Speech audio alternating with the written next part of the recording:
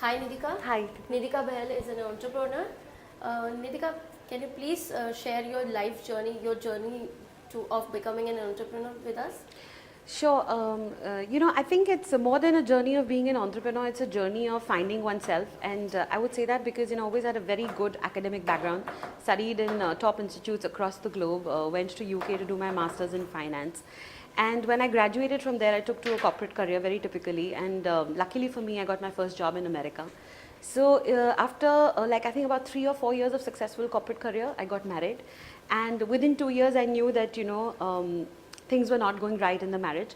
But because you have this, when you create this image in the world that you've always been successful, you live up to that image. People are always looking up to you, they're getting inspired by you. So I continued to do that for a while. And that kind of led to clinical depression for me. And I suffered clinical depression for 6 years. And even though the doctors felt that, she would never be normal, I somehow always believed that, I'm sure there's a turnaround possible.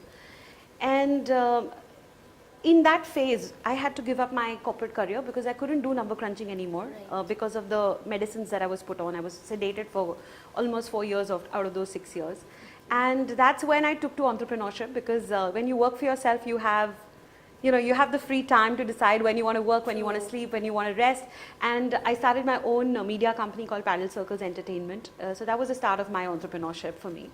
And later, of course, when I realized that this episode in my life has come into my life because I'm supposed to do something meaningful with it. Maybe it's attached to my life purpose, and that's when I, decided that I need to get out of this situation, and not only just get out, maybe do something and help other people so they never get here. And that's what turned me into a life coach, and that's what I do today. I've written a book on my comeback and the comeback of many other people, senior people, Mr. Narayan Murthy of Infosys, Dr. Velumani of Tharocare, their stories, their comeback stories are there in my book. Kanika Tekriwal, of course, known people. And, film director Anurag Kashyap, each of them fighting different challenges in their lives. I've written about them in my book. I wrote a book, I started my own training and workshops company helping people, fight mental health challenges, mental health issues from the very start, like a preventive mechanism rather than a post thought. And I do that for schools and colleges, and I do it for corporates, and I do it for the open market as well. And that's what I do. I spend my life inspiring people to live a better life, the better quality of their life. That's it. So do you require psychological experts also for this cause? Yeah, depends on what you're doing. If you're of course dealing with the medical cases, then you need a psychologist. But if you're dealing with preventive cases, a life coach is good enough. Having said that, I think the top 10 degrees any life coach can have, I have them. I've traveled across the globe, invested more than ₹1 crore in my own education, getting educated from the best of the world. Whether it's John Maxwell, Blair Singer, Robert Kiyosaki, Tony Robbins, they have been my mentors, and I've learned from the best. So I do believe that, I deliver something which is very meaningful and very different from the rest of the people in the market. That's great. Okay, Nidhika, in this 6 years of your mental illness, what do you think was the most positive factor or the most supportive factor which gave you your life back? Yeah. So I think for me, the belief that, once I was successful in life, so I can be successful again, was very much there inside me. And as a result of that, I took to a lot of motivational CDs and books for inspiration, unlike going to family members, because I could see sympathy in their eyes, which I didn't want to see. उनको देख के लगता था उनकी आंखों में मेरे लिए जितना दुख था मेरे मन में उतना दुख नहीं था.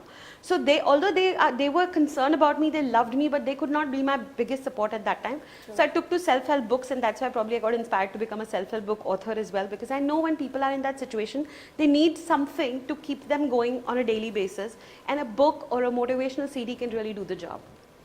Nidhika, I can see you as a very strong woman. That is why I'm asking you that what do you think that qualities are required in an empowered woman? I think one of the biggest qualities an empowered woman needs is to be feminine to their core. It's very important. We should not give up on our core values. As I said that, Durga is a beautiful woman. So we don't have to become masculine to become empowered. We should remain feminine, and that's very important, even in the sense of keeping your marriage, because if the polarities are not met, if the man doesn't stay masculine, the female doesn't stay feminine, and dono masculine ho jayenge, to shaadi mein attraction khatam ho jayegi. No intimacy and passion after that, and that's the reason a lot of marriages are breaking these days. So women empowerment is about being true to your core, and so in the same way, male empowerment is being a true man. If you're a true man, you will never get intimidated by a strong woman. Very right, Yeah. very correct. So this is really inspiring.